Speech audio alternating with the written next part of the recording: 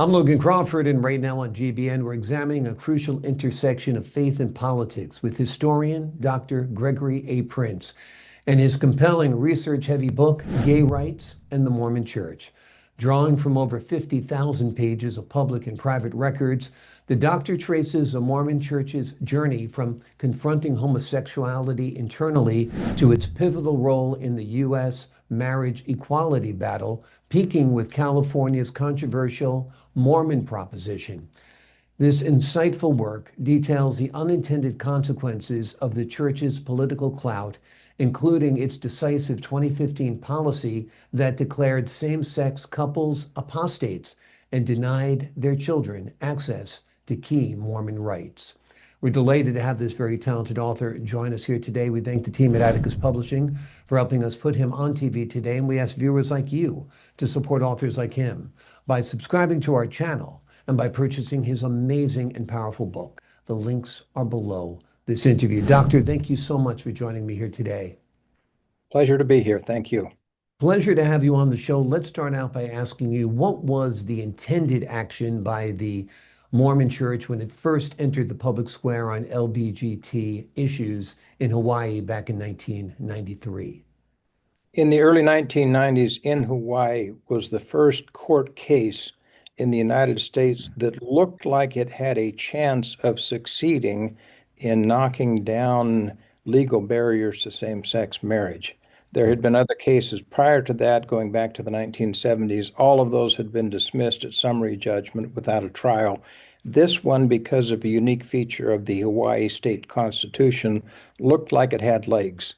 And that got the attention not only of the Mormon Church, but the entire country. It was in that milieu that the United States Congress passed the Defense of Marriage Act in 1996. All of these actions seeking to erect legal barriers to the enaction of same-sex marriage. Your book covers the past half century of the church's attitudes. How did their approach to homosexuality initially differ when it involved its own members? Well, it was, I think, in the mainstream of most Christian traditions at that time. If you go back before the 1960s, the whole issue of homosexuality, along with people who identified as gay, were closeted. It wasn't an issue that was widely discussed in the public square. That really began to change big time in 1969 with the Stonewall Inn riots in New York City, where the issue came into the public square and stayed there. So it was in the late 1960s that the church finally decided to start formalizing its internal policies regarding homosexuality, and they were quite draconian. In 1973, a new church president, Spencer Kimball, really went into the dark ages of the Mormon churches grappling with this issue because he declared that being gay by itself, regardless of what your actions were, was grounds for excommunication. That was a pretty low point.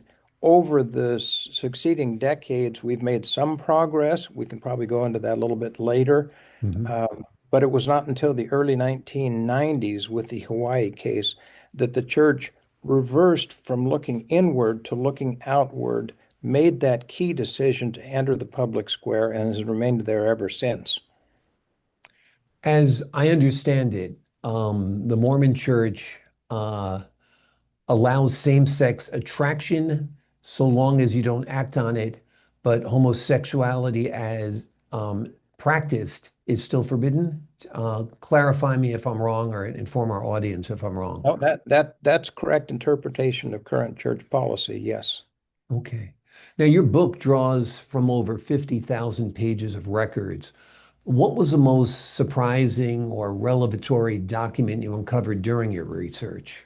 It was a whole packet of documents that were given to me that really went into great detail about the Hawaii case. It was something like 700 pages of photocopies of internal and external communications to show how deeply the church became involved and the lengths to which it went I think, to try to conceal its activity by using a front organization. It also was a strange alliance with the Roman Catholic Church in Hawaii. Mm, The Mormon Church traditionally had viewed the Roman Catholic Church in not so friendly terms, mm. but on this issue, they got together, and I think that alliance has remained intact since then. What was the nature of the decisive political clout the church carried at times in the marriage equality battle? Well, in Hawaii, it really had a pivotal role initially working with the state legislature. The court case ultimately was decided in favor of the plaintiffs, meaning that the Hawaii statute forbidding same-sex marriage was knocked down. Mm, So, in the face of that, the church began to work with state legislators to erect a new legal barrier that would pass muster, uh, and later worked with the electorate when that measure, which was an amendment to the state constitution, came on the ballot and it passed. mm, So that for a time, same-sex marriage had been legal in Hawaii, and then it wasn't because of a new state constitutional amendment. And then later, that was knocked down with the with the 2015 Supreme Court decision. mm, So it was active with the legislature and with the electorate. When it came to California, the mm, first major battle was in 2000 with Proposition 22. mhm, That one, which would have enshrined a law against same-sex marriage in the state records, passed quite easily because the public mind at that point, 2000, simply was not going in that direction yet. I think it passed with something like 66% of the vote. wow. Now, Good. 7 years later, a court case challenging the legality of that was decided in favor of the plaintiffs, which meant Prop 22 was invalidated.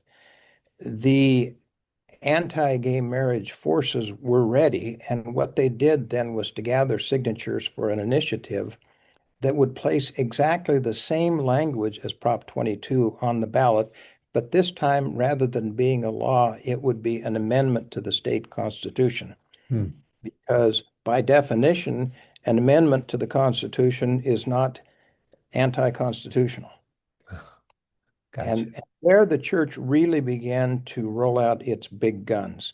It kind of stayed in the background when it came to fundraising. It had taken some heat in Hawaii and later in Alaska by writing out fairly large checks for that time directly to the front organizations. In California, it asked the church members to write big checks. Uh, there was never an exact accounting of that, but one very shrewd attorney started to go to the Secretary of State's webpage every day because by California law, contributions over a certain dollar amount were listed with name and city of the donor. Mm, And she eventually calculated that at least $20 million of the 40 million that was raised for the Yes on 8 proposition came from Mormon Church members. mm, So there was that element, which certainly was decisive when you consider that the total Mormon population of the state of California is under 2%, and here they wow. were raising over 50% of the money. And then the church deployed a very impressive and large ground game, phone banks, street signs, people marching, Mm, um, that was really quite amazing and was spread essentially all over the state.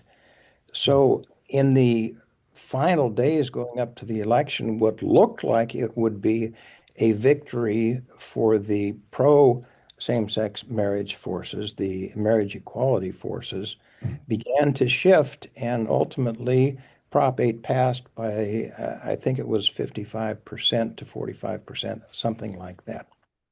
So it Okay. was, in the short term, a victory for the church.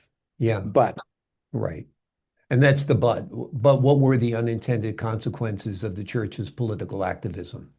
yeah, the firestorm of opposition, which they had not seen at all in 2000 with Prop 22, was substantial, it was immediate, it was fierce, and it was durable. I think it caught the church leadership pretty much off guard at the ferocity of it. And I think they rather quickly began to start to rethink, do we really want to be in this political fight at this level anymore?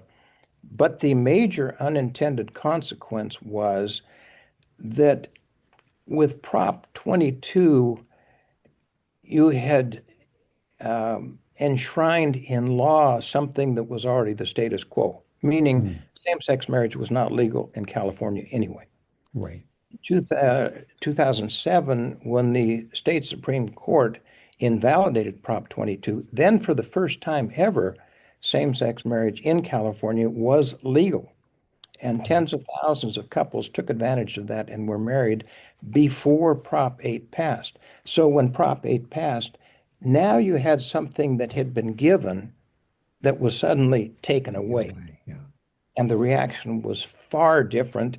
And even across the country, I think people started to realize this may not be the way we want to go as a society. And so the dominoes began to fall in other states, but they began to fall in the opposite direction and with increasing velocity. And then comes the 2015 Supreme Court ruling that made marriage equality the law of the land, and that necessitated the church turning its attention inward. Yes, it did, and still somewhat outward because later, uh, I'm forgetting the more recent federal legislation, um, support of marriage or something like that, Right, Defense that of Marriage Act. not Defense of Marriage Not Act. Defense of Marriage Act? Okay. No, it's a more recent one that the church essentially agreed, okay, it's the law of the land and we will support that, but we want a religious carve out. Mm. That, for instance, we don't want to be forced to perform same-sex marriages. We don't want to be forced to employ people who are gay. Mhm. Uh, and we want to be able in our church meetings and in our universities to teach whatever we want to teach without federal intervention. And I think that's pretty much the status quo now. So it's not as active in the public square as it was, but just in the last 2 weeks, the church filed an amicus brief with the Supreme Court, which is considering legislation about transgender issues. Mm. So once again, it is back in the public square, but in a slightly different sector. What was behind the 2015 policy that declared same-sex couples apostates? I think it was just a reaction to the Obergefell versus Hodges Supreme Court decision. That decision came down in June, and the church's policy came down 5 months later in November. It was basically a reaction to something that went direction they didn't think it would go. I think they hoped the Supreme Court would rule in in favor of the direction they wanted to go. Yeah. And in terms of the Mormon Church, the term apostate means what for the viewers at home? Well, the extreme sense, it would mean that if you were found to be in apostasy, then it would be grounds for excommunication. Gotcha. Gotcha. Now, in the immediate aftermath of that November 2015 policy, again, there was a lot of blowback. This time it was internal. I was told that in the 12 months after that policy was announced, at least 60,000 church members formally resigned their membership, and a lot of others, I think silently, just walked away. So within a couple of weeks, they made a slight modification of that policy, but then 3+ years later, very quietly, they reversed the whole policy. Hmm. And so we are now in a status quo, kind of live and let live. Hmm. The church is still not ready to condone same-sex marriage, much less to perform such marriages in church buildings or anywhere else. but the rather predatory stance that it had had for a while, I think, has calmed down. They've kind of adopted the Clinton ideology of don't ask, don't tell. I think so. And in some areas, they've actually shown a moderate position. In the Spencer Kimball years, going back to the 1970s, being gay was cause for excommunication. Now, if you are self-identified publicly as gay, but you also say to your bishop, I am celibate, you can qualify for a full-time proselytizing mission, which would have been unthinkable in the Spencer Kimball years. So there has been, I think, some notable progress along the way. Still many milestones that the church could take if it wanted to go in that direction. Absolutely. The name of the book is Gay Rights and the Mormon Church, Intended Actions, Unintended Consequences.